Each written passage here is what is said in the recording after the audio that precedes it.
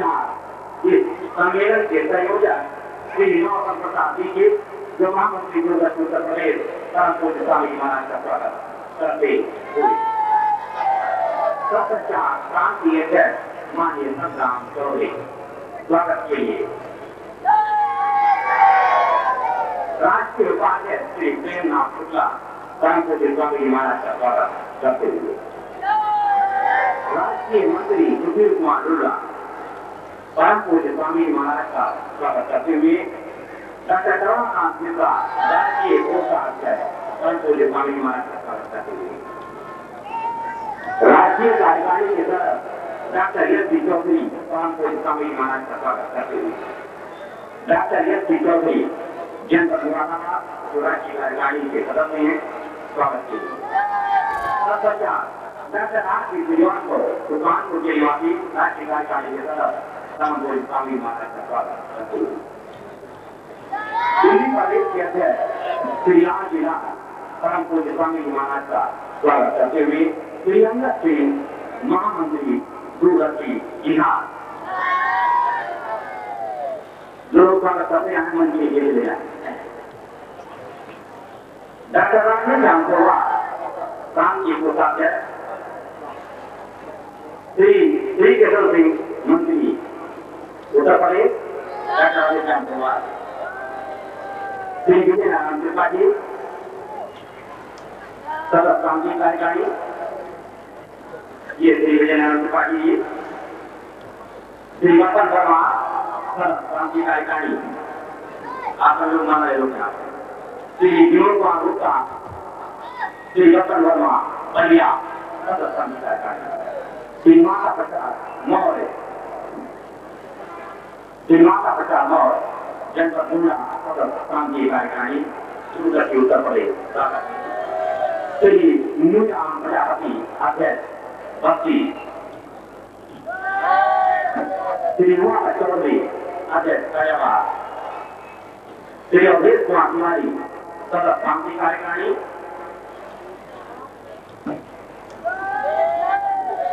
ये तिवारी जी और तत्पश्चात मोहम्मद चौधरी अध्यक्ष फैजाबाद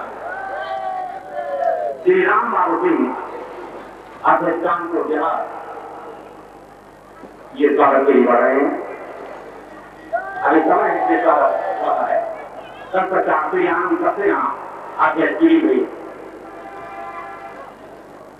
श्री शिव कुमार सिंह अध्यक्ष बैरक श्री शिवराम वर्मा जो हमारे दिल्ली प्रदेश से आए हुए हैं वो भी परम पूज्य स्वामी महाराज का स्वागत करेंगे श्री शिव कुमार सिंह बैरक अध्यक्ष श्री राम तिवारी अध्यक्ष बाराबंकी श्री ललन सिंह अध्यक्ष मिर्जापुर श्री राम लक्ष्मण यादव आजमगढ़ श्री चंद्राम वर्मा जिला लखनऊ अध्यक्ष महामंत्री जवाहरलाल जी लखनऊ श्री माधवराम गुप्ता ये नगर के अध्यक्ष हैं ये भी स्वागत के लिए बढ़ रहे हैं श्री सुभाष शर्मा महामंत्री नगर लखनऊ श्री के अवस्थी श्री राम लखन यादव विद्वासी श्री राम नरेश तिवारी जिलाध्यक्ष श्री राम लखन यादव उपाध्यक्ष श्री ओम प्रसाद अध्यक्ष इलाहाबाद श्री भगवती शरण वर्मा अध्यक्ष इलाहाबाद श्री ओम प्रसाद जी इलाहाबाद श्री रामचंद्र जी इलाहाबाद श्री भगवती शरण ओझा इलाहाबाद अध्यक्ष श्री सूर्यवली सिंह सुल्तानपुर श्री सौसर सिंह प्रतापगढ़ श्री भगवती प्रसाद भैया गोरखपुर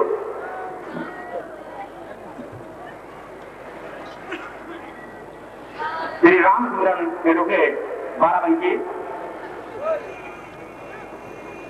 श्री रामदेव यादव कानपुर शहर Lakshmi Yadav Azamgarh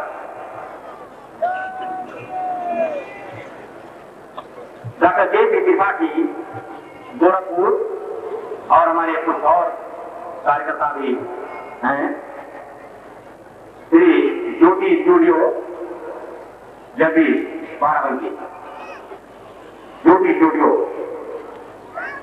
Rajesh electronic Pratap Naurang electronic Lucknow Rajesh electronic Shri Uday Pratap Raebareli Kunwarpal Singh अध्यक्ष तुरंत श्री उदय प्रताप रायबरेली श्री कुंवरपाल सिंह अध्यक्ष तुरंत राजा रामचंद्र प्रताप सिंह हरदोई श्री दीपाल सिंह मणिपुरी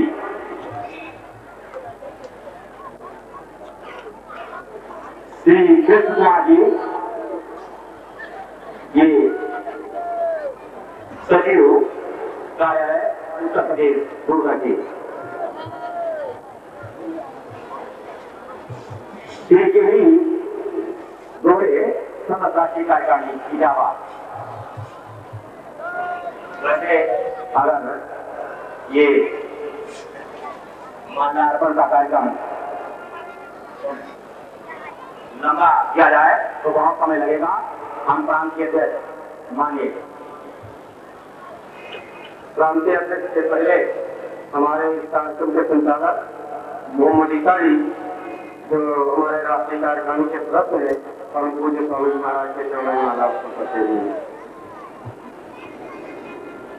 तत्पश्चात जो देश माला रह गई है दूरदर्शी उत्तर प्रदेश की तरफ से और लखनऊ नगर निवासियों की तरफ से हिंदू मुसलमान सिख ईसाइयों की तरफ से व्यापारी कर्मचारियों नौजवान अधिकारियों की तरफ से और समस्त उत्तर प्रदेश के निवासियों की तरफ से हमारे प्रांतीय अध्यक्ष माननीय संत राम चौधरी जी अतिरिक्त मालाएं परम पूज्य स्वामी जी महाराज के तरफ को हम सभी भाइयों से विभाजित करिए कि अपने अपने स्थानों पर अपना स्थान ले लें और जो प्रस्ताव हमारे कल की मीटिंग में भाग हुए हैं और उनका संकलन किया गया है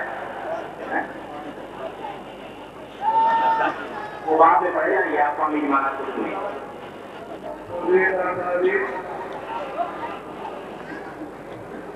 बच्चे और बच्चियां अपनी अपनी जबान को बंद करें।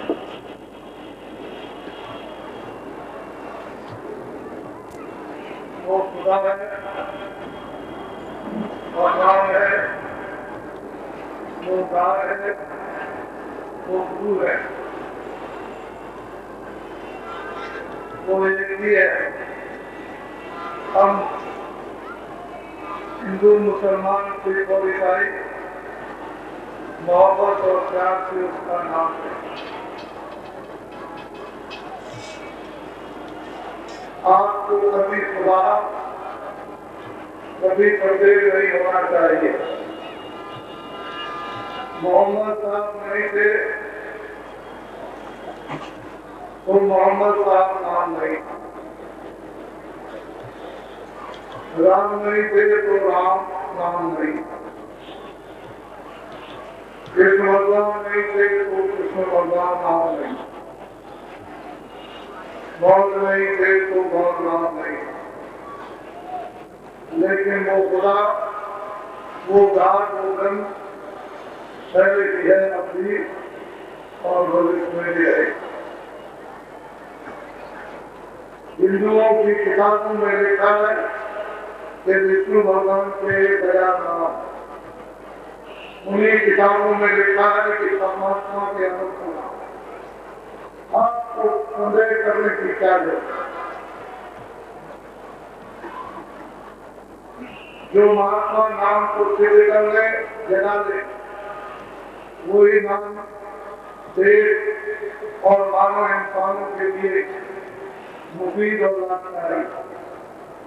हम लोग साथ मिलकर उस परम पिता परमात्मा के नाम को, खुदा और गाड के नाम को अपनी अपनी जबान मुख से उच्चारण करें।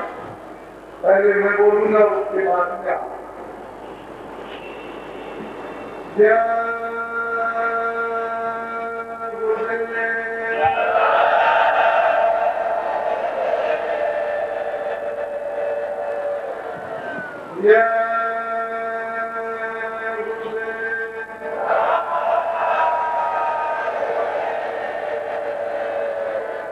मुसलमानों,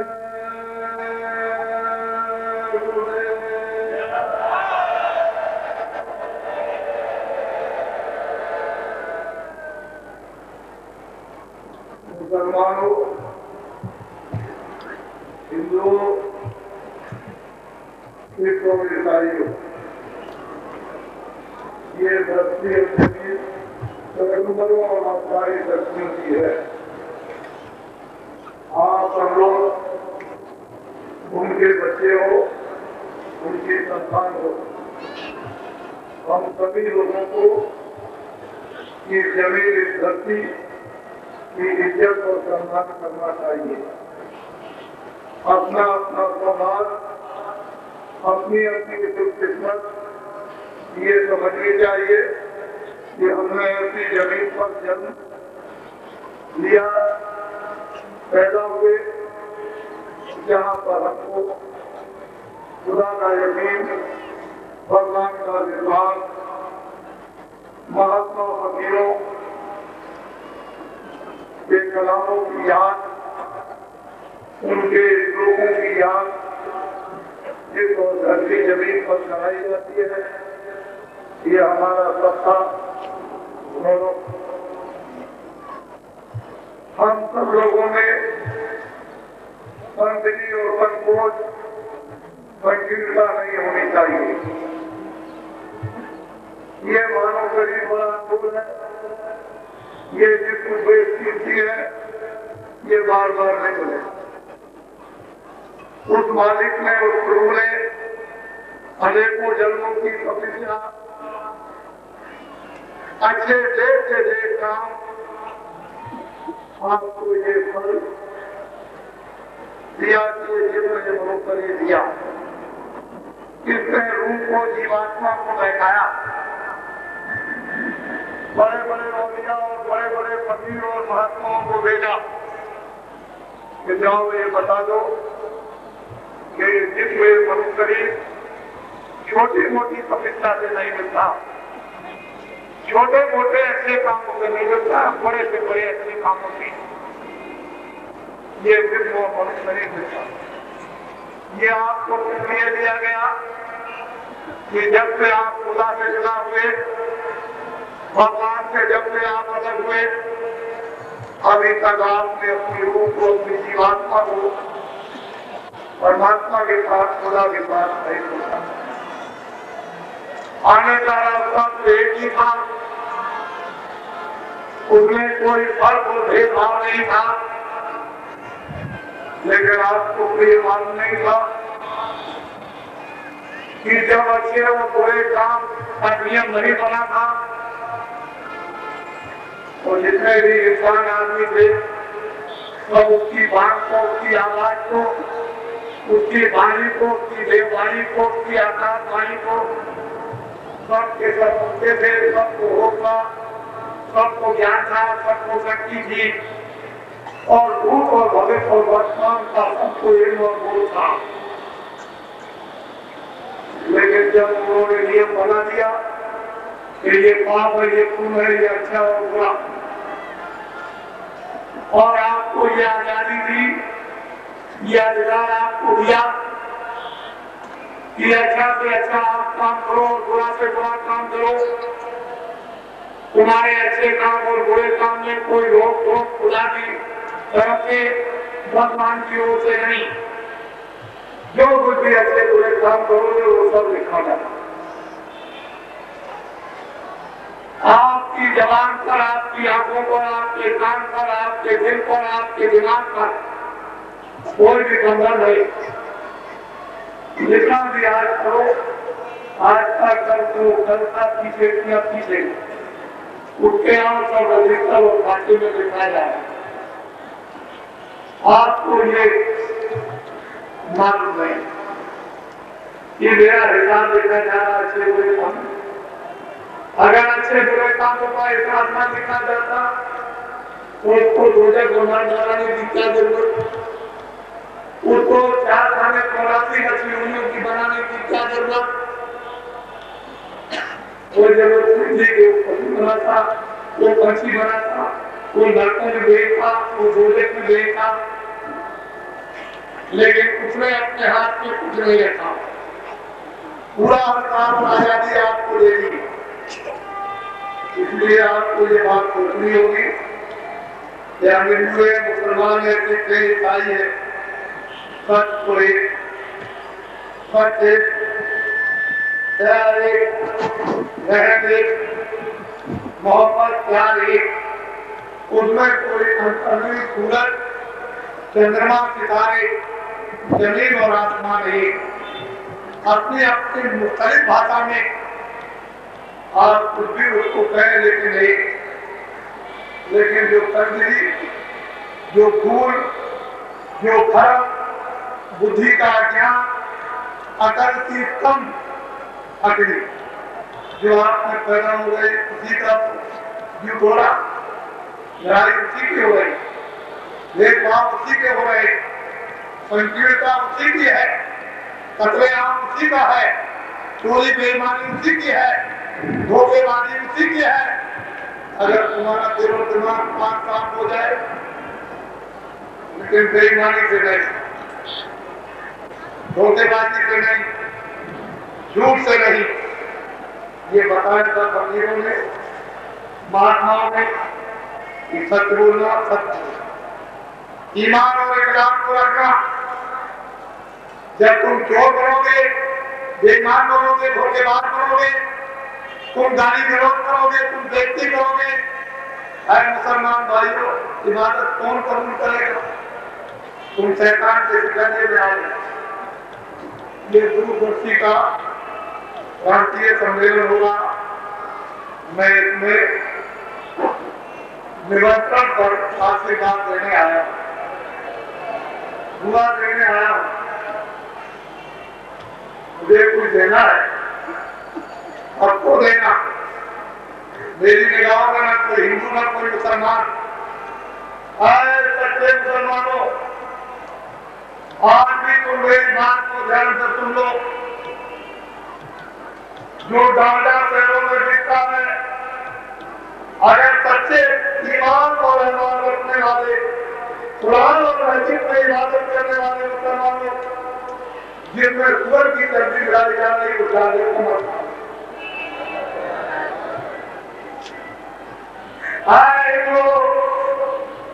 जिसमें घास की चटनी मिलाई जा रही, वो डांडे को मत खाओ कि इसमें तुम्हारा अधिकार है। लेकिन जिस मस्जिद में, जिस मंदिर में पटना का नाम लेना है, वो पहचान करते हुए, चाहे मस्जिद हो, चाहे मंदिर हो, चाहे गुरुद्वारा हो, चाहे चर्च हो, जिसमें तुम्हारा अधिकार है, उसको हिंदू मुसलमानों को नहीं समझो। तुमको कौन कहता है कि तुम सुअर की चटनी डालना में खाओ? जब तुमको बताया जाता है फिर भी तुमको समझ में नहीं आता। कौन कहता है जो कि तुम गाय की चटनी खाओ? अगर तुम डालना नहीं खाओगे तो क्या तुम मर जाओगे? जो तुम्हारा अधिकार है, पहले ऊपर का प्राप्त उसको छोड़ दिया। जब तंगी आ जाएगी, तुम क्या समझोगे भगवान को? क्या समझोगे सच को? क्या समझोगे सच को? क्या समझोगे ईमान को? क्या एक बात समझोगे? ये धरती इंसान और आदमियों की, उसने आपको पैदा किया था कि इबादत करोगे। तुम पाक साफ हो जाओगे अपनी जिंदगी में। ये तुमको जो जन्म दिया था अनमोल मानव शरीर का, तुम भगवान का भजन करोगे, मन को, बुद्धि को, चित्त को, अंतर्गत जीवात्मा को निर्मल करोगे, भगवान का साक्षात्कार होगा। क्या तुम कभी ये समझ सकते हो कि धुआं डालने चले जाओगे तो क्या ये कपड़ा साफ रहेगा? जब तुम धुआं डालोगे तो तुम्हारी बुद्धि, तुम्हारा मन, तुम्हारा अंतर्गत क्या साफ रहेगा? फिर तुमको कैसे बुद्धि मिलेगी, कैसे सोच मिलेगी, कैसे विज्ञान मिलेगी, तुम कैसे पढ़ सकते हो? फिर तुमको सोचे तो नरकों में जाना पड़ेगा। आपको भी भगवान का कानून मालूम नहीं है। अभी आप जानते नहीं हो कि खुदा ने क्या कानून बना करके रख, ये हम बड़े कुछ किस्मत और भाग्यशाली हैं। इस धरती पर महात्मा जरूरत पड़ने पर आते रहेंगे। मैं धर्म के लिए कुछ बातों को आपके कानों में डालना चाहता हूँ। ये इसकी देश को आज जरूरत है। अगर हम सब वास्तव में महात्मा फकीरों की बात को मान लें, मैं कब कहता हूँ कि दुकान छोड़ दो, मैं ये कब कहता हूँ कि दुकान छोड़ दो, मैंने कब कहा है कि दफ्तर छोड़ दो। एक दो मुसलमान सिख ईसाइयों जो खेती करते हो खेती करो, जो दफ्तर करते हो दफ्तर का काम करो, और जो दुकान करते हो दुकान करो, लेकिन किस तरह से? मेहनत और ईमानदारी के साथ, जिसकी हर जगह जरूरत और आवश्यकता है। मेहनत और ईमानदारी दुकान और दफ्तर और खेती में चली जाएगी तो घर में नरक हो जाएगा, यह घर दोजख बन जाएगा। ये तो आपने सोचा नहीं, तुमने अपने फर्ज को नहीं समझा कि इंसानी काम क्या है, ये मानवता का काम क्या है। इसलिए आज फिर से बोलो, खेती दुकान दफ्तर का काम करो, अपने बच्चों की खिदमत सेवा करो। ये दोनों ड्यूटी दोनों फर्ज है। ये जो कुछ भी आपको ऋषि मुनि महात्मा फकीरों ने दिए उनको पूरा करो। जब आपको कोई भी काम का समय ना हो, आप फुर्सत में हो, स्वतंत्र हो, तो मुसलमान जिस्मानी मैजिक में आधा घंटा सच्चे खुदा की इबादत। आप कौन से आवाज आ रही है खुदा की, वो तुमको सुनाई देगी। ये क्या आप का लात मारोगे उधर चली जाएगी। उसके सामने ये क्या है, ये माया की छाया जिसको आप देखते हो रास्ते कहते हो, इसमें भूल गए और तुम्हारे धोखा खा गए। ये किसी के लिए सबको धोखा दिया, बोले बोले आए। ये माया की छाया माया नहीं है, इसमें तुम अपने को भूल जाओगे, हो जाओगे। तुमको मालूम नहीं रहेगा कि मैं इंसान हूं, मैं मनुष्य हूं, मुझमें क्या अकल है और क्या बुद्धि है। इसी बीच में समय पूरा हो जाएगा, मकान मालिक अपने सिपाहियों को बुला कर एक हुक्मनामा जारी कर देगा, सिपाहियों समय पूरा हो गया, ये लो ये परमाना लो, मकान खाली कराओ। फौरन सिपाही दौड़ पड़ेंगे और दौड़कर आपके ऊपर गिरेंगे। आंख को बंद, कान को बंद, जबान को बंद और बुद्धि को पागल से अकल को खत्म कर देंगे। कहेंगे मालिक का फरमाना है, 1 मिनट में मकान खाली करो। बोलो आप किससे मदद चाहोगे? ये मकान से, मकान के सामान से, अपनी औलाद से, अपनी बीवी से, अपनी देवी से, क्या अपने मित्रों से, क्या अपने दोस्त और बारूदों से? कोई 1 मिनट के अंदर मन को, बुद्धि को, चित्त को, प्राणों को, जीवात्मा को, रूह को, इस जिस्म और मनो शरीर से ठीक करना है। ये जोर से गिरेगा जिस्म मनो शरीर से नहीं पाए। तमाम मोहल्ले में शोर मच जाएगा, मुसलमान भी कपड़ा डालते हुए क्योंकि उनसे नफरत हो गई, हिंदू कपड़ा डालते हुए घृणा हो गई और सही करेंगे। गांव के बाहर ले जाकर गड्ढा खोदेंगे, गाड़ देंगे, हिंदू ले जाएंगे, गलियों में रख के जला देंगे। बस यही पे दुनिया और संसार का इत्यादि। ये मकान छाया पड़ी है, ये परमात्मा है, जो है, ये जो कुछ भी सपना, इनमें से कोई भी आपकी मदद नहीं करेगा तो बात जाएगा। ये देश अगर होता इंडिया है, अरे ये तो किराए का मकान है, ये तो आपको भाड़े पर मिला है, इससे कुछ काम ले लो। तो ये बताओ तुमने अपनी मुसलमानों रूह के लिए क्या किया? अरे इसको तुमने अपनी जीवात्मा के लिए क्या किया? कोई घर तुमने ये जो जमा करते रहे मकान के लिए किराए पर मिला, इसमें से जीवात्मा चेतन निकाल दिया तो बस ये मिट्टी हो, ये मिट्टी के सामने पूरा दुख व्यक्त करके ये दूरदर्शी का ये क्रांति सपने में होगा और उसके संबंध में बड़े ध्यान मैं करता धार्मिक सब मजे नहीं। मेरी निगाह में न कोई हिंदू है, न कोई मुसलमान, न कोई सिख, न एक ईसाई। मेरी निगाह में एक इंसान, एक आदमी। उस आदमी में एक जीवात्मा, एक रूप। वो जीवात्मा रूप उस खुदा का नूर, भगवान का अंश। अगर यही बात समझी जाए तो मोहब्बत और प्यार हो जाएगा। तो मोहब्बत और प्यार हो जाएगा। कोई खत्म, जगत खत्म, मारपीट खत्म, लूटपाट खत्म, बेईमानी बदमाशी खत्म, बेइज्जती खत्म। अगर मोहब्बत और प्यार नहीं होगा तो कोई भी खत्म होने वाली नहीं। मोहब्बत प्यार पैसा नहीं देगा, मकान नहीं देगा, कपड़े नहीं देंगे। ये मोहब्बत और प्यार की गोलियों में नहीं, मोहब्बत और प्यार केवल में पैदा नहीं होगा। ये खुदा की जात है और सभी होंगे खजाने से आपको मिलेगा। महात्माओं के महान आत्माओं के भंडार से आपको मिलेगा। कोई गाड़ी मार का नाम महात्मा नहीं। ये कपड़ों को नहीं कहते हैं। हमने भी अंगूठी बहुत जरूरत से लगाई है तो ये बच्चियों के सामने खड़े हो जाते हैं तो धोती नीचे कर लेते हैं। हमने भी अंगूठी लगाई है। बहुत दिनों तक वो घूमते रहे जंगलों में। बड़े ध्यान से मेरी बात को सुने आप,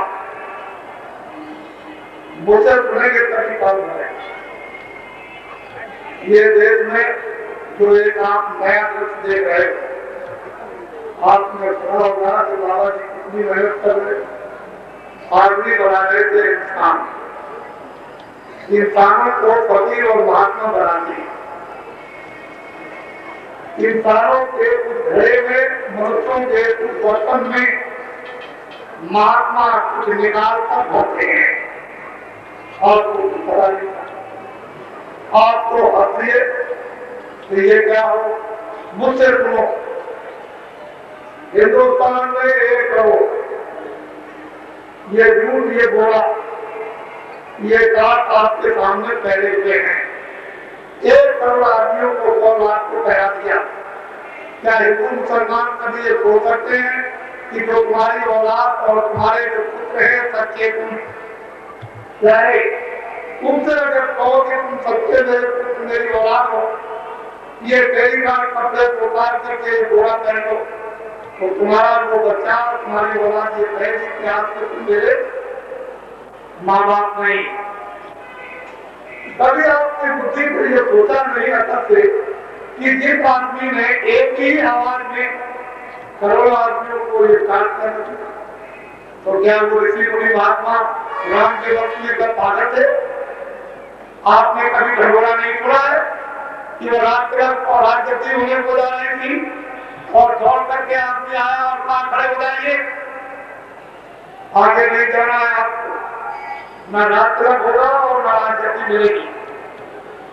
ये कपड़े उतार दीजिए, ये रात थी, और घोड़े में से निकाल करके ये बोला, ये काट। भगवान राम और लक्ष्मण से कहा इसको पहले, और ये कहा सीधे दक्षिण की तरफ 2 करोड़ तपस्या करने के लिए चले जाओ और 14 वर्ष तक अखंड तपस्या करो। और बेचारे गुरु की आज्ञा को मानकर और कपड़े तैयार करके सीधे चलिए। आपने कभी ये त्याग जाने की चेष्टा नहीं की, कोशिश आपने नहीं की, और जंगल में जाकर उन्होंने अखंड तप किया। उससे रिद्धि सिद्धि शक्ति और ज्ञान प्राप्त हुआ। जब उनको ये सब कुछ प्राप्त हो गया तो ऊपर से एक आदेश हुआ कि जितने भी जंगल में ये किसान और बाकी लोग भी रहते हैं, इनको मेरा संदेशा सुना दो। भगवान राम ने सबको एक संदेशा दिया और सबको एकत्रित किया कि मुझे हुक्म हुआ है भगवान का, लेकिन वासियों को संदेशा सुना दो। उन्होंने इकट्ठा करके कहा कि पापों का घड़ा भर गया, धर्म समाप्त हो गया, सज्जन खत्म हो गए, धर्म की स्थापना करके सज्जनों की रक्षा और राक्षसों का विनाश करना, और त्रेता जाएगा, लौकर लगेगा। तो लोग सब मेरी मदद कर दो। जितने भी गांव में किसान थे उन्होंने कहा महाराज मेरे साथ अगर बिल्कुल भी हो पहले हमारे पास तो जान है, पहले हम जाने को चाहते हैं, पहले ले लीजिए, पहले बोलो संकल्प। तो जब संकल्प हो दिया और भगवान ने उसको स्वीकार कर लिया अपनी रिद्धि सिद्धि ज्ञान के द्वारा, तो उनको बैठा करके उन्हें रिद्धि सिद्धि और शक्ति बढ़ दी और कहा देखो कितने परिवर्तन में तुम्हारा भी कर जाए। चलो धर्म की स्थापना सज्जनों की रक्षा राष्ट्र घटना और आज का इतिहास बिल्कुल साक्षी है। मुसलमानों, आपको भी कुछ गौर करना चाहिए, कुछ अकल का काम अकल से लेना चाहिए। हमारे हजूर मोहम्मद साहब भी इसी काम को पसंद करते हैं।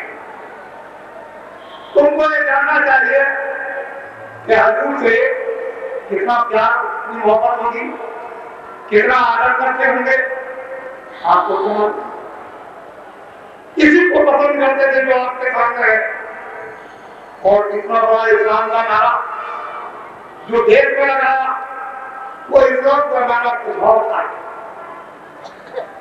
लेकिन आप हिंदू भी भूल गए, मुसलमान भी भूल गए, ईसाई भी भूल गए, जो ईसा मसीह ने कहा था वो भी भूल गए, जो ब्रह्मा राम ने कहा था वो भी भूल गए, जो मोहम्मद नाम ने कहा था वो भी भूल गए।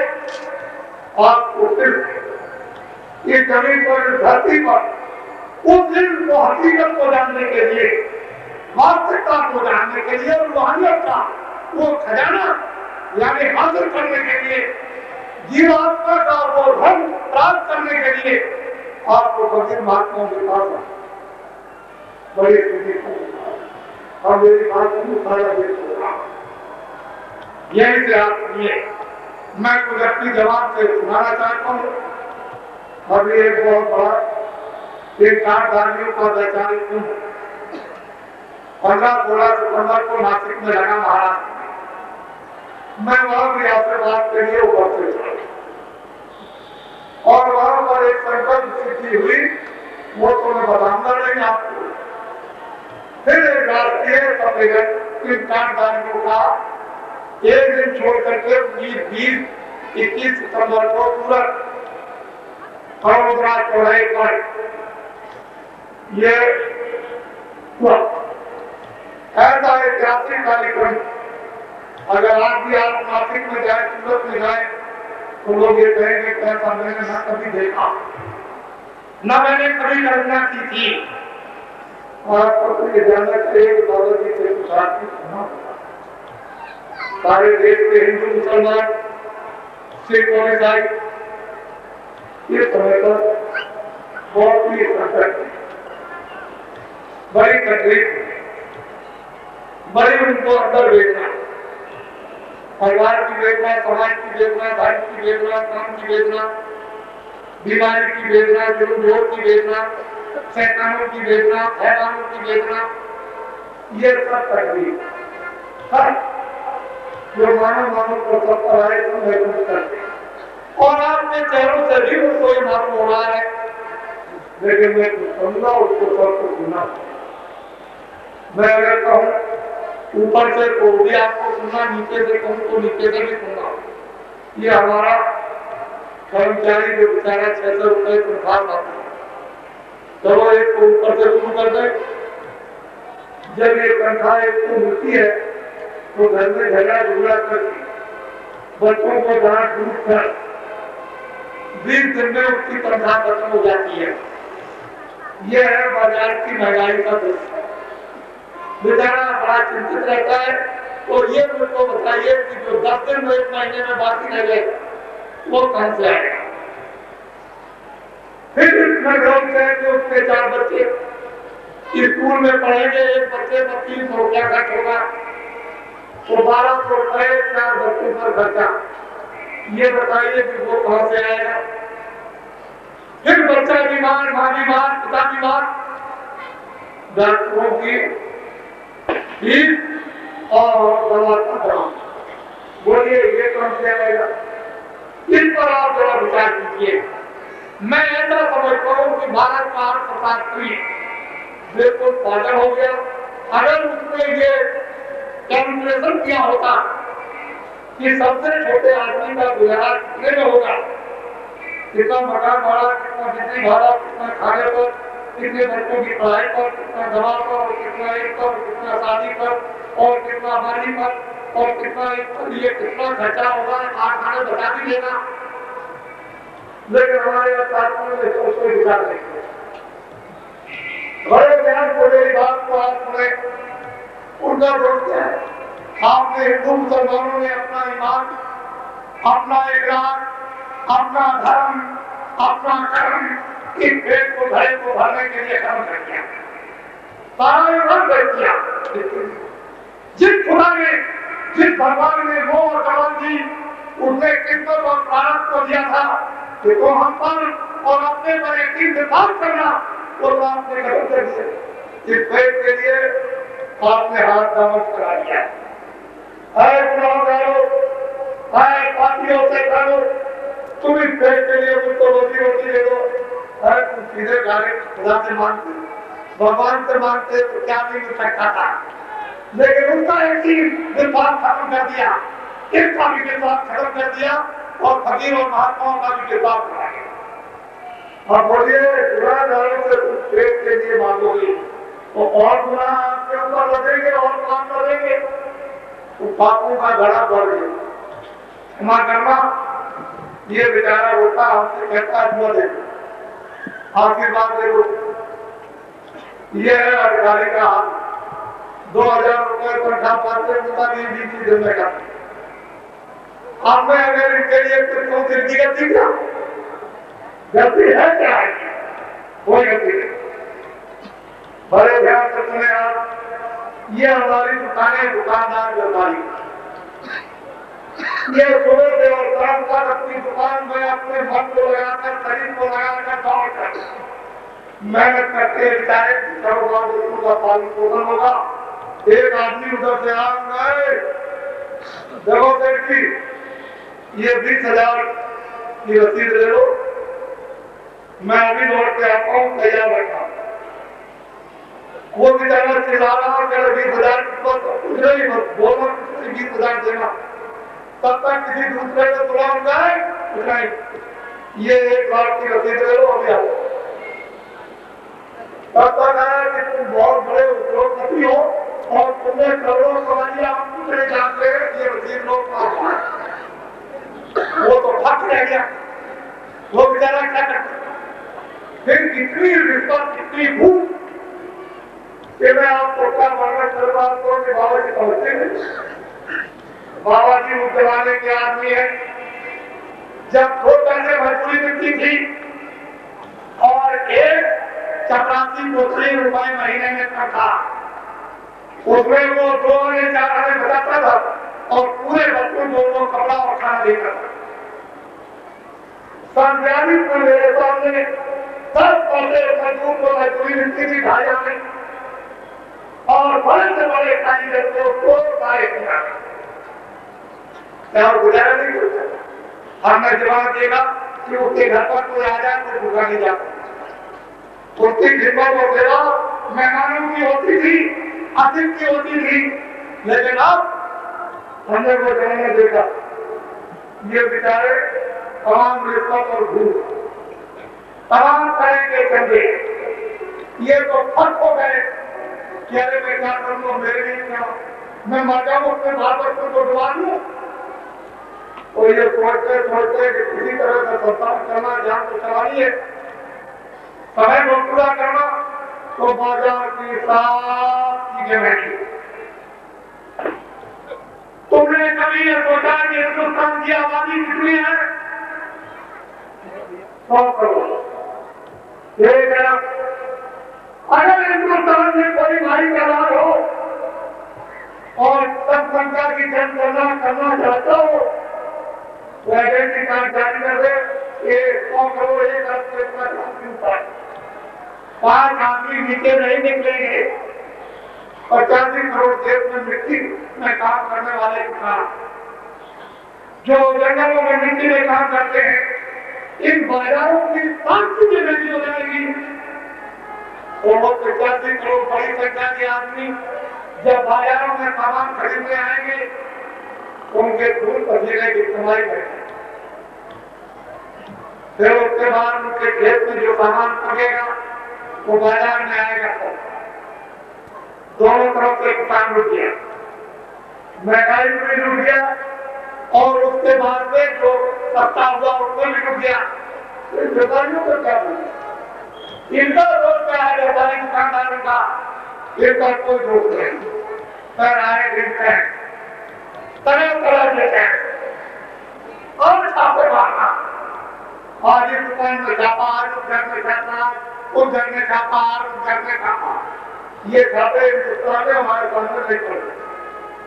हमने ब्रिटिश पीरियड को देखा, अंग्रेजों के राज को देखा।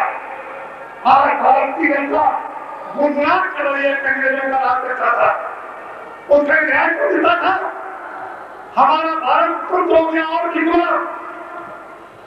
कभी आपने ये बात सोची? ये विचारों की क्या सकती? जब ये विचार चिल्लाने लगे कि रिश्वत ले गए, घूस ले गए, चंदा ले गए, हारने क्या कम है, तो इनके पास आता है अखबार और रेडियो। फौरन दिल्ली में चलेगा हिंदुस्तान का व्यापारी और दुकानदार चोर डकैत और मिलावट करता है 81 करोड़ किसानों को चक्का देने के लिए। हमारे देश का ये दुकानदार व्यापारी कभी भी जगह छोड़ दे, ये हालात को विश्वास में आते जगह छोड़ नहीं था। लेकिन हमको अफसोस है और चिंता और गर्व की बात कि जो रिश्वत और घूस और चंदा देते हैं वही लोग रेडियो पर दुकानदार और व्यापारियों को घोषित करते हैं कि ये डकैत और चोरों विभाग ऐसे लोगों को चुरू और पानी में डूब के जगह कर जाएगा। बड़े ध्यान से आप सुने, हमको भी तकलीफ है।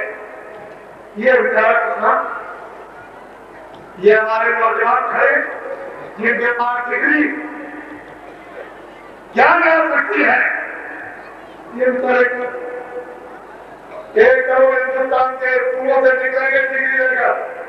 ये लड़के कहते हैं हमको नंबर कर दिया, हमको पास हो गए थे, नंबर नहीं दिया। कोई परेशानी है ना? जब 1 करोड़ निकलेंगे स्कूल से तो 1 लाख को नौकरी नहीं मिला देगा। अरे बच्चों, तुमको हमारी जरूरत पड़ेगी, आपको पड़ेगी हमारी जरूरत। मैं आपका सच्चा एहसासी हूँ, मैं आपका सच्चा सेवक हूँ। मुझे आप अपना दान समझो, मेरी जरूरत आपको पड़ेगी। ये बेचारे हमारे पास आते हैं बड़ी संख्या में, महाराज आशीर्वाद दुआ दे दीजिए। ये बच्चे की बचत देश की इतनी बड़ी ये जनसंख्या जिनके पास डिग्री ज्ञान हो सकती हो, वो व्यर्थ में चला जाए, वो राष्ट्र कैसे उन्नति कर सकता? इसको सोचना। किसानों के ऊपर इतना कर्जा, खेती के ऊपर इतना कर्जा। अभी आपने ये बात सोची है कि 1 एकड़ जमीन, आधा एकड़ जमीन, 1/2 एकड़ जमीन, 2 एकड़ जमीन, कभी आपने ये बात गहराई से सोची है? कुछ नहीं। मुकदमा घर घर और गाँव गाँव में जब वो बेचारा आता है, मैंने जब देखा फैजाबाद जिले में तो 13-14 रुपए लगते हैं उधर से फैजाबाद आने के लिए, पूरब की तरफ से। बिल्कुल काम छोड़ेगा, गाड़ी में आएगा, कचहरी में आया, वो अपना जो कुछ भी है फीस देगा और तारीख पड़ जाएगी, वापस जाएगा। फिर 1 हफ्ते में आएगा, पूरा खर्चा करेगा, पूरा समय किताब खत्म करेगा, कोई काम नहीं करेगा, वो देगा क्या मैं आपसे पूछता हूँ कि 1 एकड़, 5 एकड़, आधा एकड़, 2 एकड़ जमीन वाला एक किसान को न्याय कर सकता? अब ये बात आपने सोचिएगा। जब आप हाईकोर्ट में जाइए तो 5,000 एडवोकेट, सुप्रीम कोर्ट में तो 10,000 लगते, सीधे कागज तो बेचारे के पास में जमीन नहीं, न्याय कैसे उसको मिलेगा? बड़ी बात मोटी दिखती, किसान बेचारा रोता और चिल्लाता है, लेकिन उनकी कोई भी सुनवाई नहीं। किसानों बाबा जी की बात, हमारे पास तो बच्चा है जिसके लिए वो करूंगा, जिसके लिए खड़ी करूंगा, जिसके लिए बेईमानी करूंगा, जिसके लिए ममता करूंगा, जिसके लिए चोरी करूंगा, जिसके लिए झूठ बोलूंगा, जिसके लिए वादा खिलाफी करूंगा, मेरे पास कोई बचा नहीं। मेरे पास तो ये जितने भी खड़े हो बैठे हैं सब मेरे बच्चे।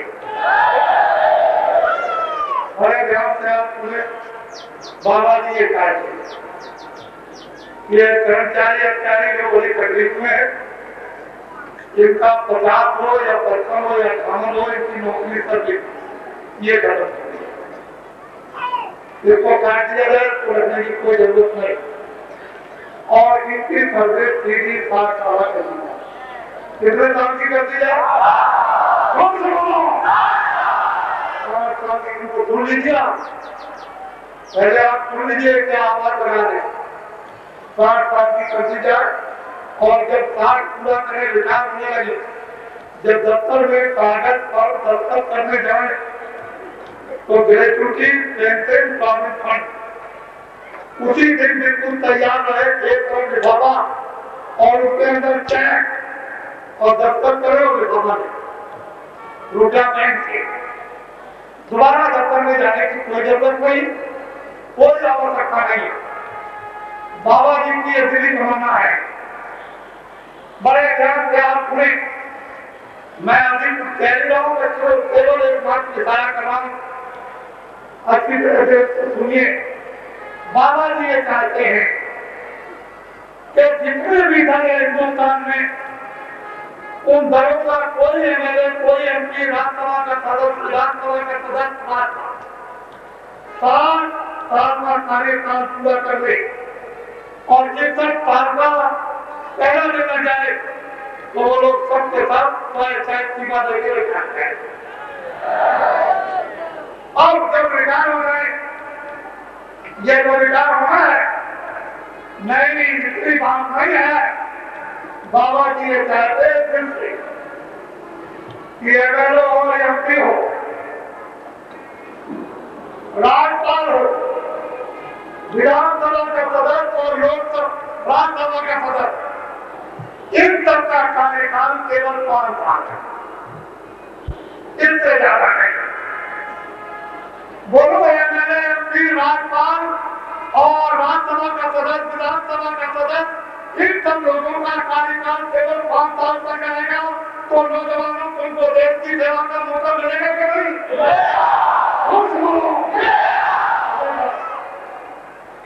ये काम करना है, ये कोई मजाक की चीज नहीं कि हंसी की चीज है, ये मजाक नहीं। और नौजवानों की डिग्री और ज्ञान और शक्ति का उनका पसंद समाज और देश के लिए फिर निकालो। ऐसे काम नहीं बन सकता, आप तो काम से बनेगा। तुम समझते हो कि मेरे पास बुद्धि है और किसी के पास कोई बुद्धि है ही नहीं, सब पागल है।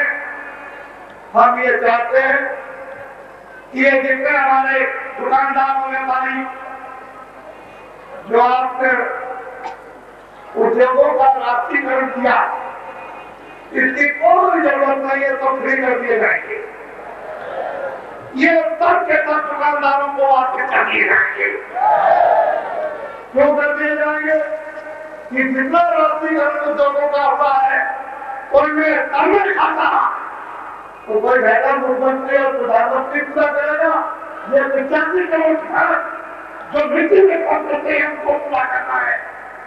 आपको तो मालूम है, सारे के सारे उद्योग वापस कर दिए जाएंगे। तो हमारी बताओ कि ये ब्लैक और व्हाइट क्या है? ये क्या चीज आ गई? पेट्रोल, ये ब्लैक और ये व्हाइट, ये क्या? हमने कमाया, हमने खेती में कमाया, हमने दुकान में कमाया, हमने कारखाने में कमाया, हमने दफ्तर में कमाया। ये ब्लैक और व्हाइट कैसी? हमने खूब पति लगाया, क्या इसकी जरूरत? एक रकम से डाक कर दी जाए,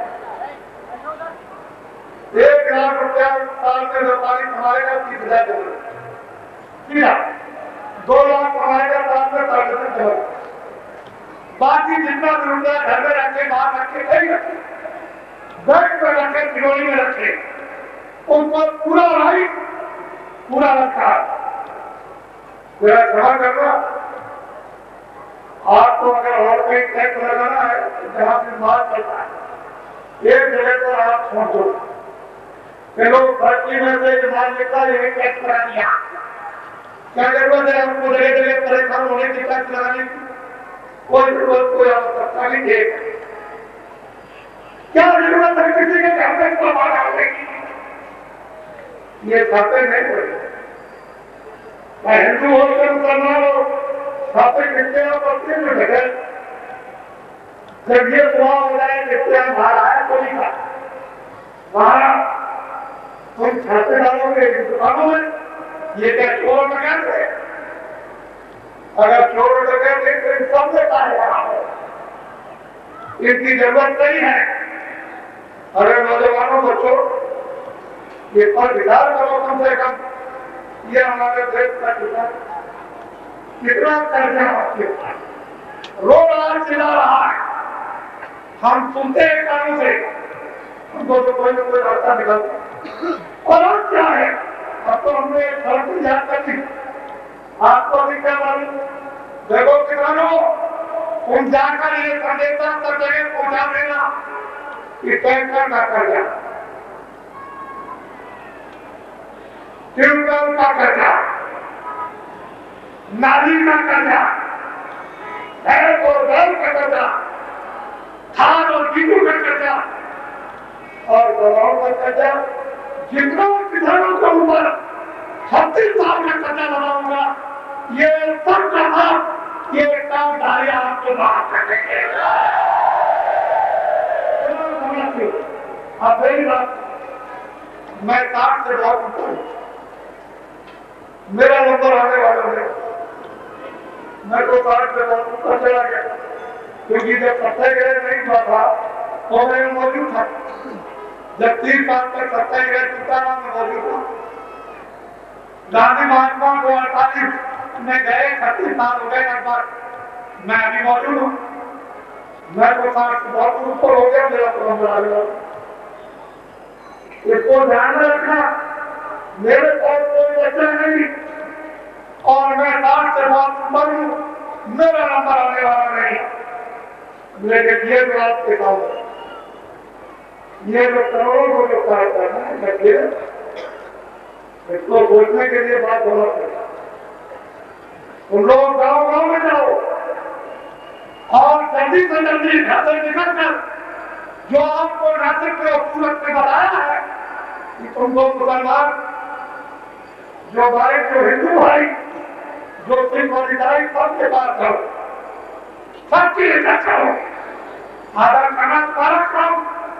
जब तुम आदर करोगे इज्जत करोगे तो इनका दिल और दिमाग गंभीर हो जाएगा और ये सोचने लगेंगे ये बात को लगेंगे कि समझेंगे कि इंसान की हकीकत क्या है मनुष्य की मानवता क्या है इसकी जरूरत आवश्यकता है।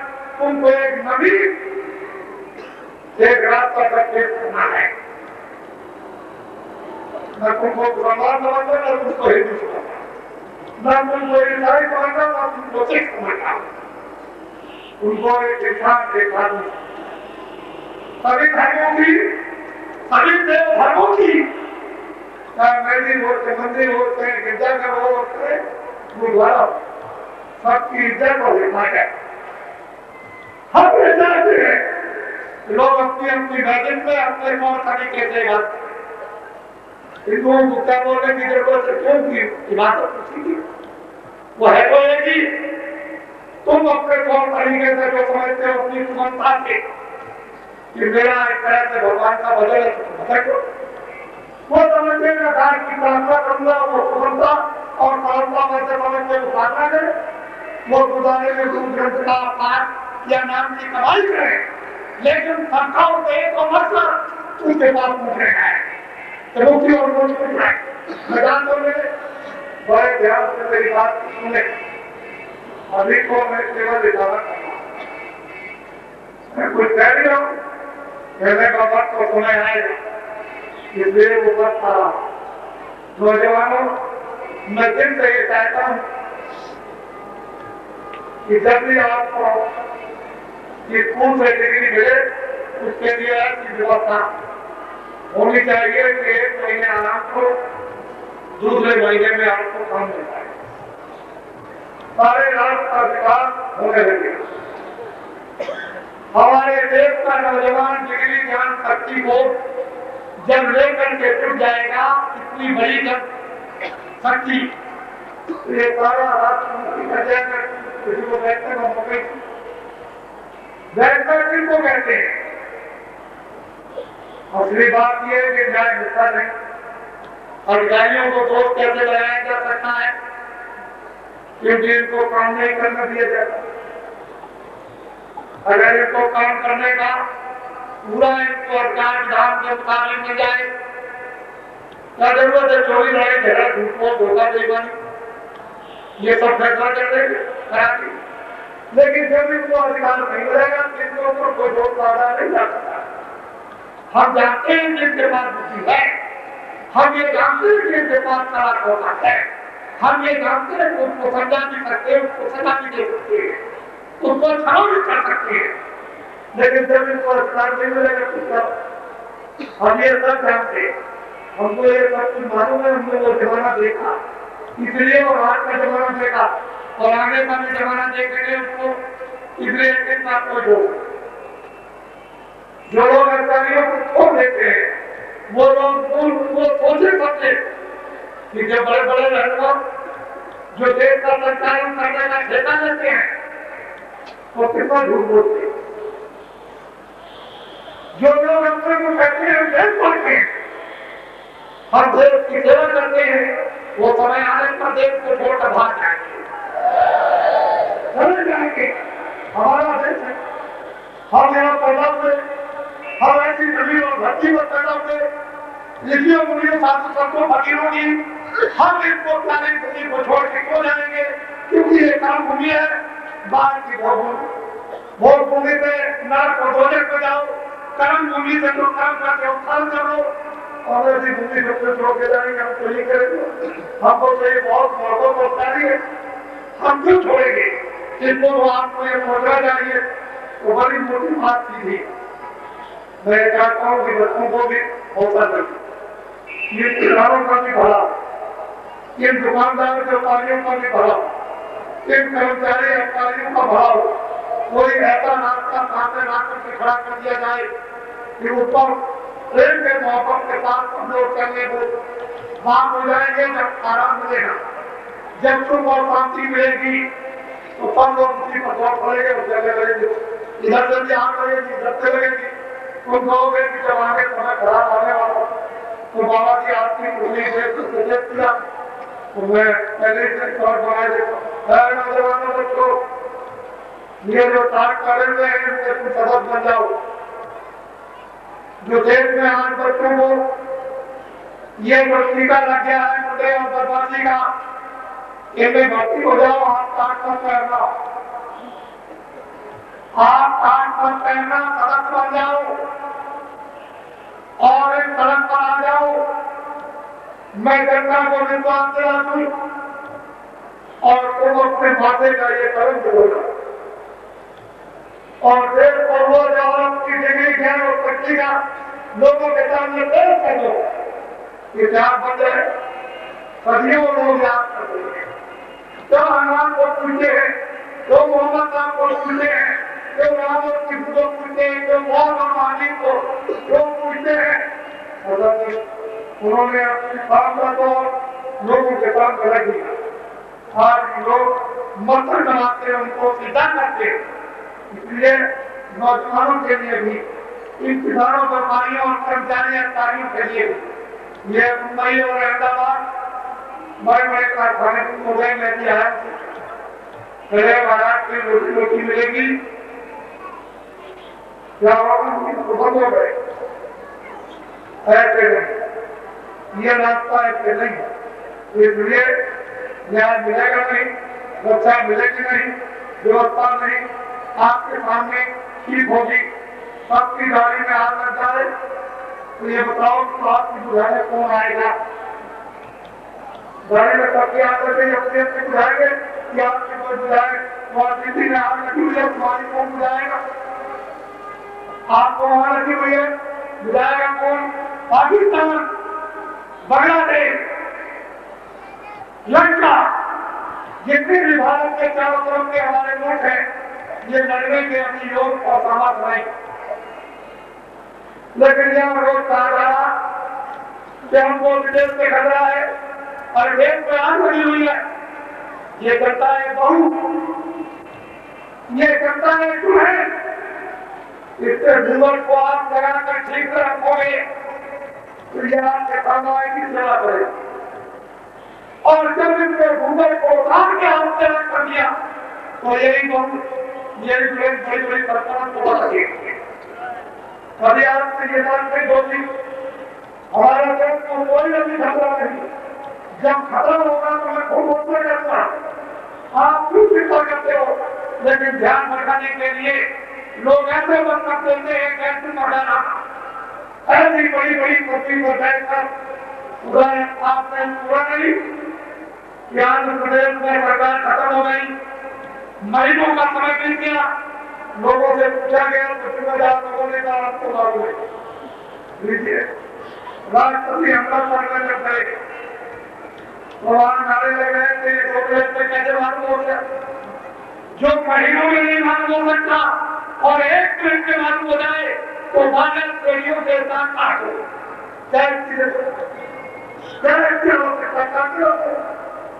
जरूरत क्या है? सारे देश में इतना गुप्त विभाग, इतने अधिकारी, इतनी मशीनरी, इतनी खबर रखती है और लोग देश के सामने कह देते हैं कि हमको मालूम। इसलिए जो भी पंजाब में लोग पकड़े गए हैं उन सबको छोड़ दिया जाए।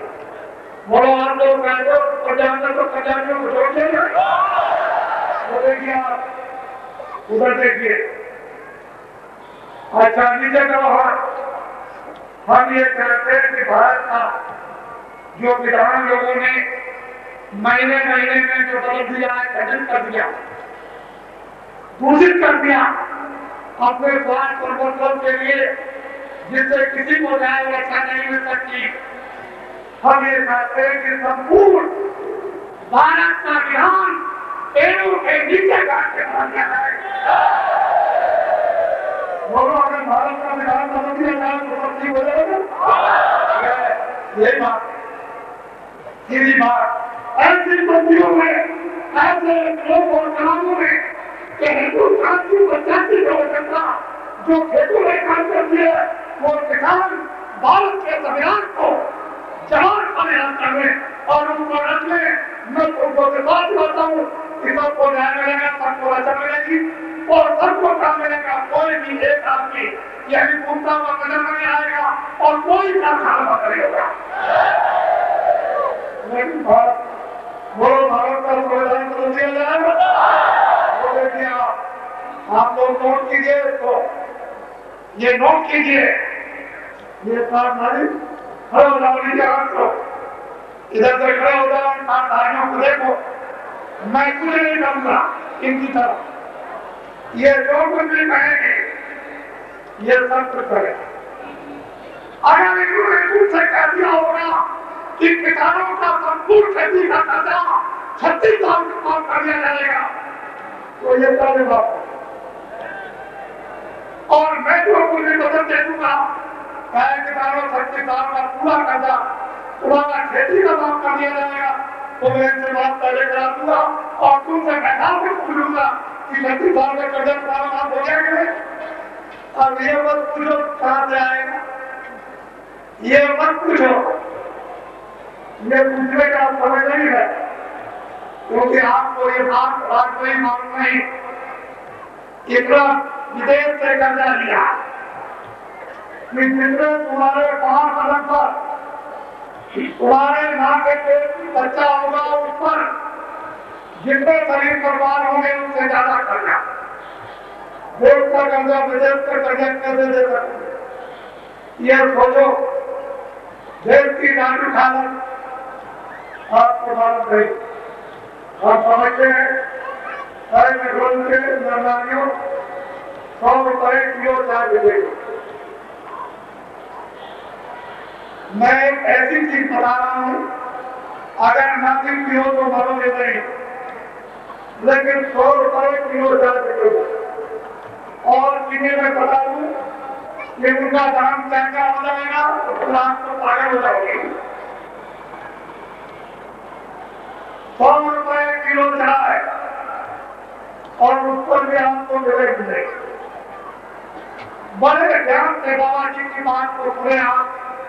हिंदू मुसलमान कितना बड़ा जब समझाए इस तरह से घोष कल्पना करने में आपने अमीनाबाद बैठे वाले पार्क में खरीदे देखा बहुत बड़ों में नहीं होगी, लेकिन हकीकत क्या है, वास्तविकता क्या है, उस पर आप आओ और ये लोग जानेंगे। आपकी बात जब कभी भी चुनाव हो, मैं ये चाहता हूं कि लोकसभा जब न्याय व्यवस्था नहीं मिला तो हमारे राष्ट्रपति जी तुम लोकसभा को तुरंत बंद कर दो। बोलो लोकसभा बंद कर दिया। ये राष्ट्रपति जी आपको जनता का पूरा समर्थन,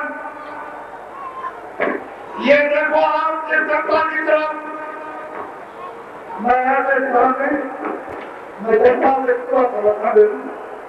विजय गौर जब जनता समर्थन दे रहेगी कि विधान को बदला जाए तो थोड़े ही समय में विधान की मंत्रियां बढ़ा दी जाएगी और जनता के सामने उसको रख दिया जाएगा और जनता जब ये स्वीकृति दे देगी कि ये विधान बिल्कुल ठीक है, इसको पास कर दिया जाए,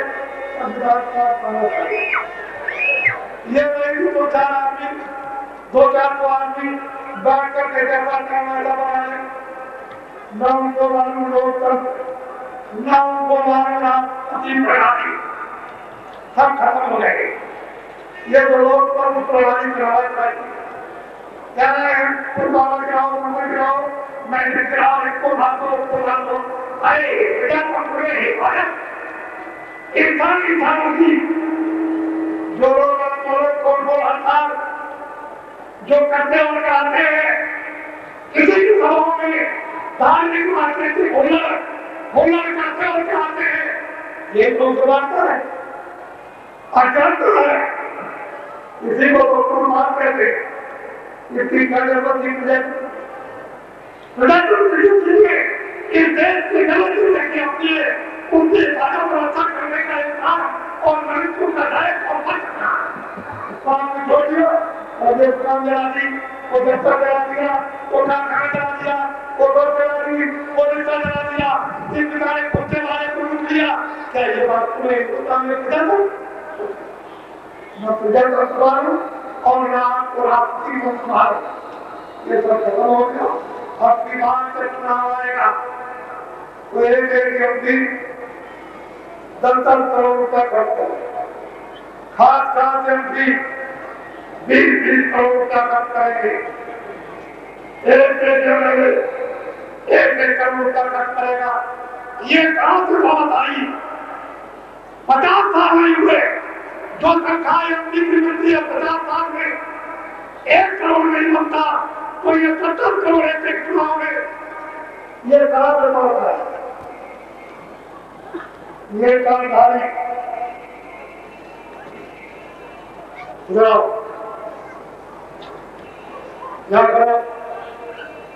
अभी मुझे जरूरत पड़ेगी, आपको भी मालूम नहीं है, मैं कुर्ता टोपी धोती ये सब करवाऊंगा।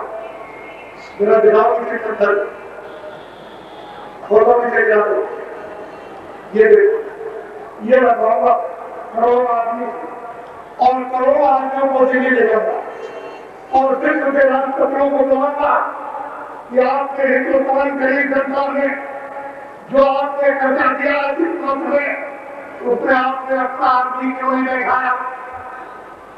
1 रुपए में भाड़ा नहीं खाए, 1 करोड़ में 75 लाख खाए, 25 लाख में क्या हो गया? ये भारत की गरीब जनता, ये आपने देखा कोई नहीं, आपने देखा कि मेरा ये दिया हुआ जिसमें वो भी लगना क्यों नहीं लगना? ये 1 करोड़ आदमी का तारीख ये गरीब है उसको माफ कर दीजिए, तो निश्चित करता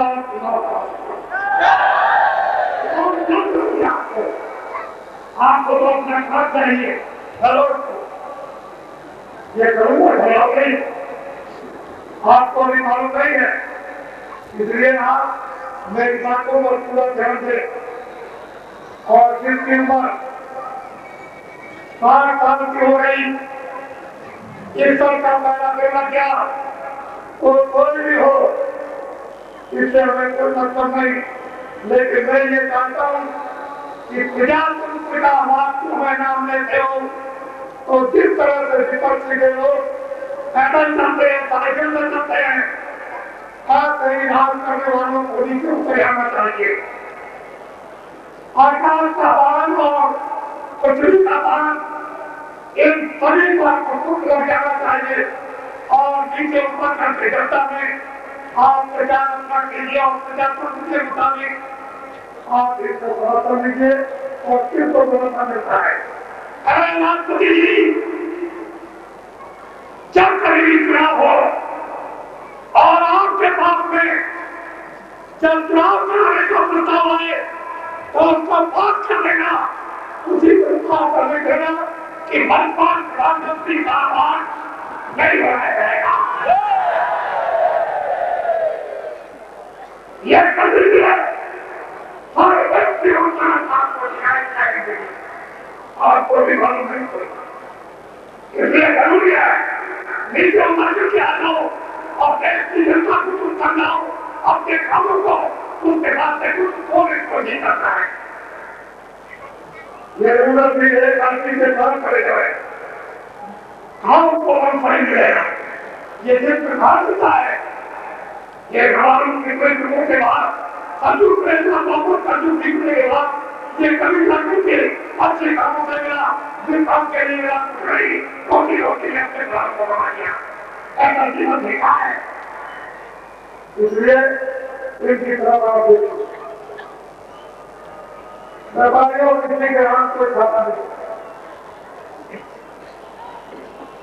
एक बार आखिरी व्यक्ति देखा आपको दिया जाता है और उसी के हिसाब से जितना लाभ पैदा करोगे साथ में उसी हिसाब से जाए।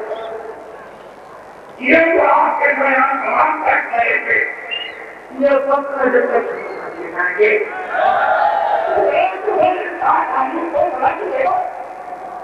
जब कोई देने वाला आया और भारत देने वाला आया, कराने वाला, तो उनको क्या करने को मिलाओगे, पहले काम करेगा एक को एक बात पूरा शुरू करने को और जो ये कहेंगे तो आपको करके खा देंगे, उनको लागू इस्लामी में वापस करने वाला घोड़ा मचेगा, बोला लोग आता है, उस रंग मशीन बात की जरूरत है जो मुसलमान और सिखों को पड़ेगी। मैं आपको ये दवाई दूंगा और जब इनकी बात आप करो, जब आपको मालूम हो जाए कि मुझसे ये बीमारी वो बीमारी प्रयोजक है तो दवा इसी से माना, ये मत कहना कि दवाई हो गया, दवाई चलती नहीं करेंगे। हिंदुस्तान में बहुत भाव और बहुत शहर बराबर झुकते रहते, इसलिए मेरी बातों पर मैंने अपने कुछ क्योंकि लोग मेरी मदद करते हैं, जो मैं मन को बोल देता हूँ मेरा विभाग ये कैंप करने जाता है और फोन करके और देखेगा वहाँ मिला मिला करके लेकर और फिर करते, लेकिन हमारा समझाने को अपना नहीं, जबकि ये पंजीकृत ये संपत्ति ये पंजीकृत है और लोग सारे हिंदुस्तान में खा सको, ये करने के सारे हिंदुस्तान में खा करेंगे और जरूरत पड़ेगी तो भी करना, ये अपने बच्चों को बचा नहीं कर देंगे, इनके बच्चों की और व्यवस्था की जाएगी, ये आपको अपना बच्चा कीजिए, होगा ये अपने बच्चों को बच्चा नहीं, ये आपको बचेंगे मेरे बच्चे हैं,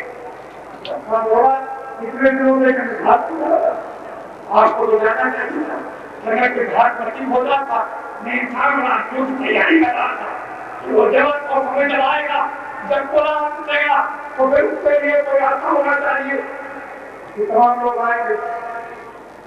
तो आपने जो कुछ सुना उसकी एक भूमिका मैंने आपके सामने बहुत ही इशारे में संकेत में रखी है।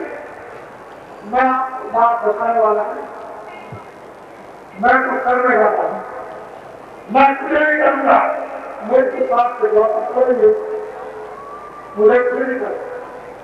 ये देखो कितने लोग साथ आप मुसलमानों के पास जाओ, भाइयों के पास जो दोस्तों उनको भी तकलीफ है, उनकी इज्जत है। हिंदुओं के पास जाओ, प्रधान हमारा एक कर्मचारी का सम्मान के लिए होता, उसको सम्मान नहीं मिलता।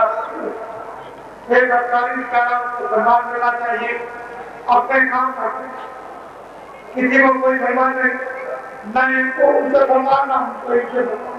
क्या हो गया हमारे देश की संस्कृति और आजाद की इज्जत और सम्मान की मोहब्बत और प्यार की संस्कृति को भारत की समाज कर दिया तो क्या आएगा?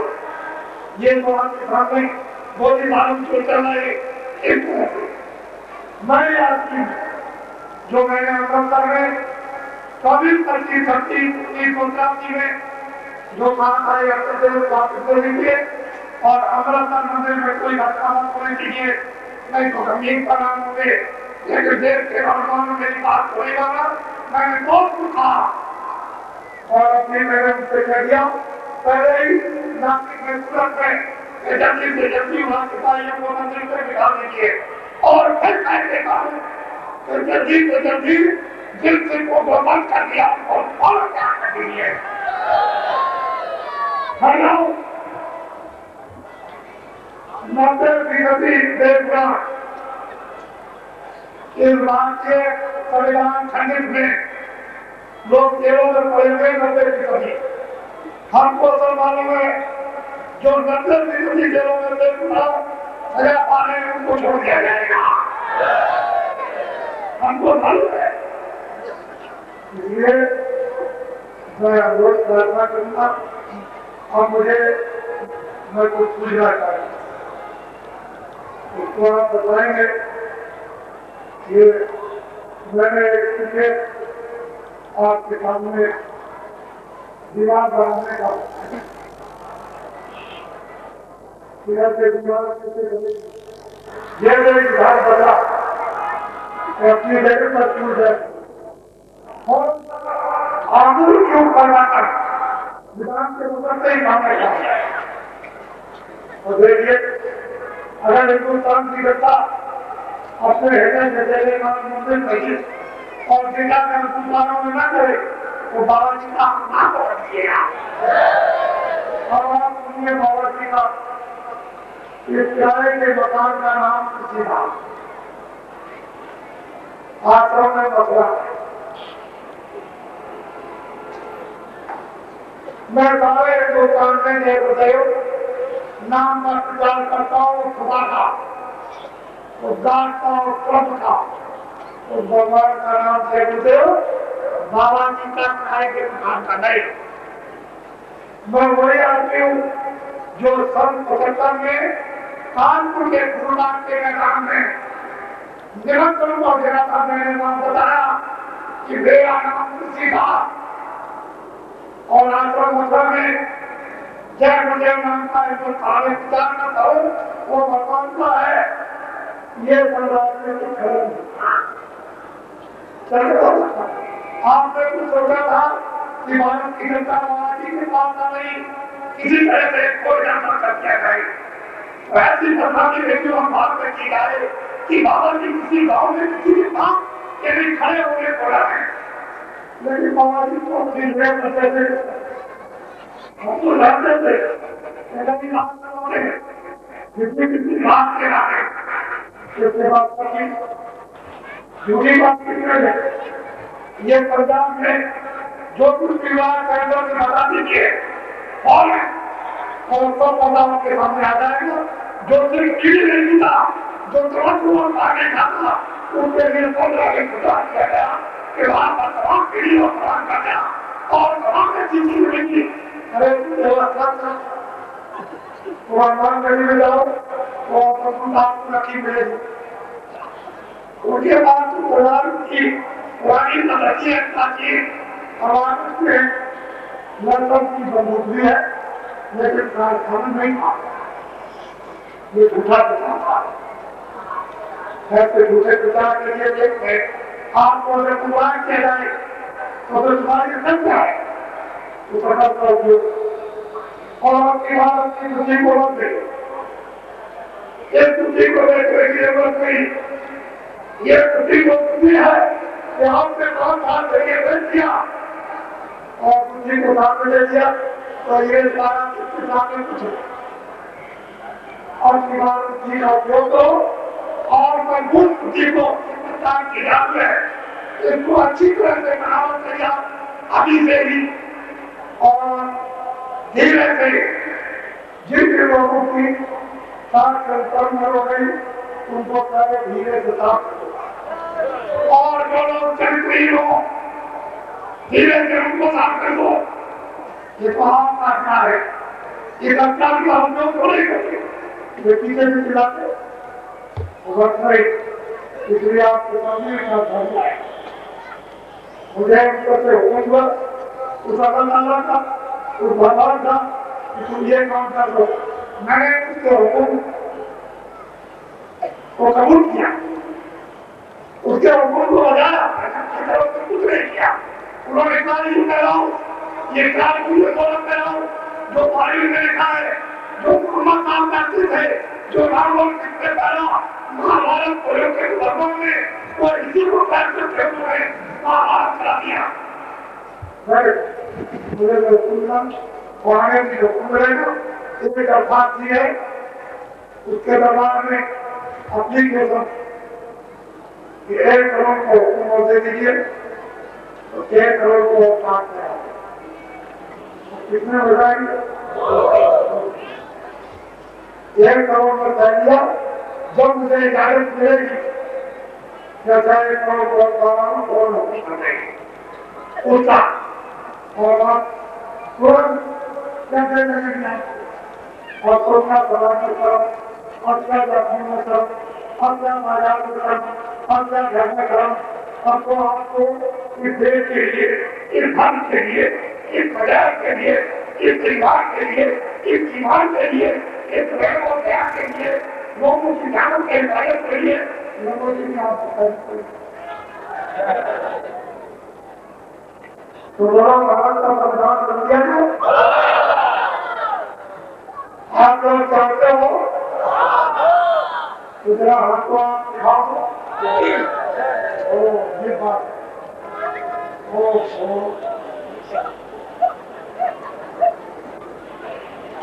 मेरा वकील है,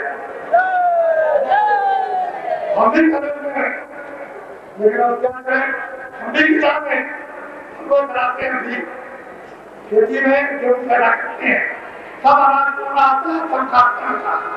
आप ये समझे होंगे कि बाबा जी खड़े होंगे जानते नहीं होंगे, आपका और बात को दिखाया है कि मेहनत किसको कहते हैं जो बड़े बड़े बच्चे को नौजवान समझते हो उनकी गलत कर जाते हैं। मैं आपके सामने मैं तो गुस्सा हो गया, लेकिन क्या करूँगा, जो हुक्म है उसका वो तो बताना ही पड़ेगा। उसके हुक्म तो भी वो करने गए हैं, हिंदू मुसलमान ईसाइयों मजहब क्लास एक दूसरे से लो, एक दूसरे की पूजा में इबादत करके दखल करता, अपने अपने रास्ते में करो। वो इबादत करेंगे तुम पूजा करोगे, तुम प्रार्थना करोगे, वो कहेंगे तुम भारत में वो भाई महान, तो ये सारी सवाल सारी मुसीबत में वो रास्ता था। इसकी जरूरत आवश्यकता है। अगर सफलता चाहिए, शांति चाहिए, ध्यान चाहिए, तुम सारी करना चाहते हो, भरपूर और समृद्ध चाहते हो, लेकिन तुमको मालूम नहीं कि सज्जन और त्रेता और बाबा इनका पूरा और हीरा खाना आगे नहीं कर दिया। ये करता हूँ जब पिछली अपनी बारी में आता, ये अपने अंतिम उदाहरण में सब कुछ करते।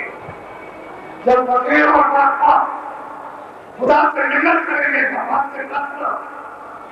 और तुम जब पिछली अगली बारी में आता देवताओं को फरिश्तों को खुश करोगे, संत करोगे, तो वो अपने दामन में से आपको दिखा देंगे। मालूम है कि बाबा जी ने कहा है कि गांव की देवियां और वे हिंदू मुसलमान सिख ईसाइयों की हीरा करते हुए आपको गांव में जो खेतों में काम करेगी उसकी खरीदेगी। समय की कल्पना में लेकिन भाई परिवर्तन चाहे जैसे भी हो, आकाश टूट जाए, जमीन फट जाए, तूफान आ जाए, उसका एक समय निश्चित है। इसलिए आप सबको पूछना और अपने अधिकार का उपयोग करना, यही तुम्हारे लिए सर्वोपरि है। अपने घर को समझो, अपने बजट को इंसान समझो, जो लोग समझ जाएंगे। ये भाई अपनी बात, ये खुशकिस्मती रही कि मुझे सेवा करने का इन दोनों में बड़े बहुत सोचे और समझा। यह मैं लोगों की सेवा सामने जाकर की और जो कुछ भी धर्म है सब खत्म जाए। हिंदू मुसलमान सिख ईसाइयों, अब ये बताओ कि मैंने कुछ बुरा नहीं कहा, बोलो मैंने कुछ बुरा नहीं कहा, तो सच्चे दिल से बताओ कि किसी की कोई आलोचना तो नहीं की। लेकिन जब बीमारी हो जाएगी तो डॉक्टर को काट देता है, तो जब बीमारी होगी तो कितना तो परहेज बताने पड़ेगा। तो परहेज बताने में दवा देते कोई आलोचना नहीं। परहेज भी बताया, दवा भी दी, परहेज भी करा दिया, दवा भी दे, परहेज और दवा से अच्छा कर दिया आलोचना। महात्मा वकील की आलोचना, जो बीमारी हो गई वो अपनी जगह पर भाग और मार कर उनको बता देते और दवा कर देते हैं बीमारी। लेकिन जब तक बीमारी भारी हो जाए, दिल और दिमाग की जो दबी हुई, जिसको व्यक्त करना नहीं जाता, जिसको कहना नहीं जाता, वही मेरे लोगों ने आपको दिखाऊं, जिसको आपके पास मेरा एक साथ डालने कोई भी हिंदुस्तान में ये तो मुसलमान की किसानी इनसे कोई भी बात कर ले, मूर्खों से तो कोई बात नहीं, लेकिन हकीकत की बात करें तो आपको जितोगे तो आप व्यवहार में बुरा देंगे। और देखो तुम्हारी तकलीफ एक हो दो, उसकी दुआ लो, आशीर्वाद लो, ये सब जो आपके कानों में जाना एक तकलीफ दो तकलीफ आपकी दूर हो जाएगी। लेकिन 100 तकलीफें हजार नहीं।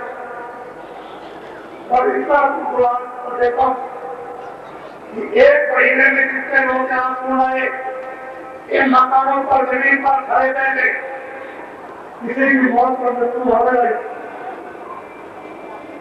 जब समय आ जाए तो सब लोगों से बदल जाओ। जब कोई भी मदद और सहायता करने के लिए ना आए तो जरा सी बाबा की बात ना और कुछ नहीं करना है। बाबा जी को कोई महात्मा वकील नहीं है, आपके सेवा है, लेकिन आपको दवा बनाएंगे कि जब कोई सहायता मदद कर रहे तो आपकी बात का अंदर आता जय गुरुदेव जय गुरुदेव जय गुरुदेव क्या बोलोगे? क्या बोलोगे? जय गुरुदेव जय गुरुदेव बोलोगे तो मैं आपको दूंगा, मैं आपकी मदद करूंगा, मैं आपका पक्का सेवक हूँ, मैं आपका पक्का मुरीद हूँ, मैं उस समय आपसे मदद करूंगा। लेकिन तुम सरनाथ सिंह भाई जब जय गुरुदेव बोलेंगे तो मिलूंगा और जय गुरुदेव नहीं बोलोगे तो आप तुम परीक्षा कैसे करोगे? तुम्हारे घर में कोई बीमार हो जाए और देव हो जाए जब मुझसे वोट करवाए तो बाबा जी की दवा को पहचान लो, बात नहीं करो। क्या पहचान लो कि अपने मौकों से काम बढ़ाओ और बस 5 रुपये भगवान का नाम बोलो, जय मुझे भगवान का नाम बोलो, कितनी बात जब 10 बार बोलोगे तो धीरे धीरे बोलने का होता है। जब होश में आ जाए तो उससे ये पूछा कि भाई मैंने जय मुझे खुदा का नाम बुलवाया, जय मुझे भगवान का नाम बुलवाया, जय मुझे दास का नाम बुलवाया, तो तुमको कोई आदमी दिखाई दिया? आपको कोई बता देगा कि हम आदमी देखा। जब यह आपको बता दे तो आप विश्वास करना कि जब मौत और मृत्यु का समय आए और कोई न मदद करे तो साथ करते जय मुझे बोलना चाहो। इससे बड़ा आपको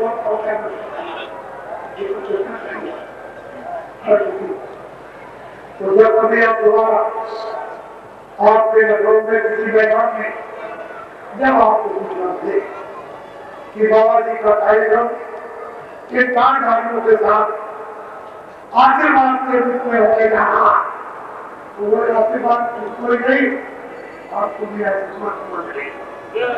उस वक्त बरकत कि खेती में अनाज कभी घटता नहीं बरकत मिल जाए, दुकान में कभी घटता नहीं बरकत मिल जाए, तनख्वाह कभी कम नहीं होती है बरकत मिल जाए, बरकत बहुत बड़ी चीज है। लेकिन वो फकीर और बहुत होते और वो तो आपने देख लिया हमारे साथ पैसे भी आते हैं जो बहुत बड़ा जुड़ा समझते तुम्हारा पता नहीं घर चला गया ऐसे भी आगे 10,000 कमाते कहते हैं मालूम क्या हो गया क्या हो गया बताइए। ऐसे भी अपने वोट से कमाते तो बरकत बहुत बड़ी चीज है, वो बरकत बहुत आप सब लोग खड़े हो जाओ, खड़े हो जाओ। ये समाचार लेके और बात करने जाएगा,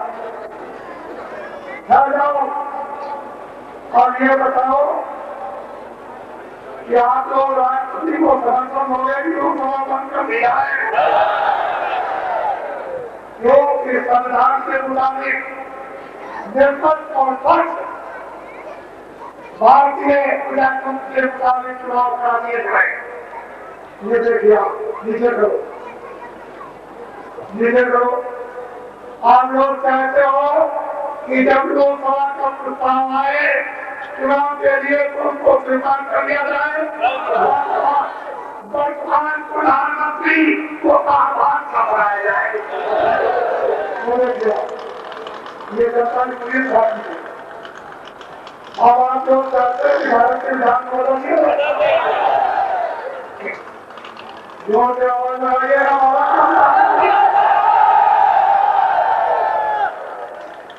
हमसे जो कुछ भी हुई आप बात पीछे करो, जो कुछ भी गलती हुई हो मैं आपसे आप हमको छोटा समझते हिंदू मुसलमान सिख ईसाई जो लोग ये इंसान मनुष्य वो आपको छोटा समझ करके हमारे क्षमा कार्यालय 2 उत्तर प्रदेश भारत जिला भवन जिला पूर्व कार्यालय के पीछे महात्मा गांधी मार्ग लखनऊ सप्ताह 59 प्रांतीय सम्मेलन उत्तर प्रदेश 1984 दिनांक 15/84 प्रांतीय सम्मेलन उत्तर प्रदेश 14 अक्टूबर 1984 संडे वाला पार्क अमीनाबाद लखनऊ विचारणीय विषय एवं पारित प्रस्ताव। देश का प्रजातंत्र जिस तरह से एक होने कराया जा रहा है उससे ये मालूम होता है कि एक स्वार्थी राज नेताओं की जागीर तथा बंद परंपरा का राज बन गया है। सिद्धांतहीनता का कदम स्वार्थकर्ता तथा सर्वोदता वर्तमान की राजनीति में आम बात हो गई है। दूरदर्शी के 2 दिवसीय प्रांतीय सम्मेलन में विचार विमर्श करके यह निष्कर्ष निकाला गया कि मानवता सेवा तथा सदाचार से वर्तमान की राजनीति के द्वारा न तो प्रजातंत्र की रक्षा ही हो सकती है न नए लोगों को राष्ट्र की सेवा का सहयोग करता है। अतः 1984 को वडोदरा सूरत गुजरात में संपन्न दूरदर्शी के पंचम राष्ट्रीय महाधिवेशन में इस संबंध में प्रस्ताव का समर्थन करते हुए प्रस्ताव पारित किया गया कि प्रजातंत्र के मजबूती एवं नागरिकों को देश सेवा का अवसर उपलब्ध कराने के लिए एक विधान परिषद राज्यसभा सदस्य तथा राज्यपाल को केवल 5 साल की एक वर्ष के लिए सेवा का अवसर मिलना चाहिए ताकि उनको सत्ता के प्रति मोह ही न होने पाए, साथ ही सेवा करने की ओर लग जाए। इस प्रकार देश के नौजवानों को जिनके पास डिग्री ज्यादा सकती है उनको भी देश सेवा का अवसर मिलेगा। सेवा की आयु सीमा 7 साल की हो, इसे वो व्यक्ति अपनी नीतियों में घोषित कर चुकी है।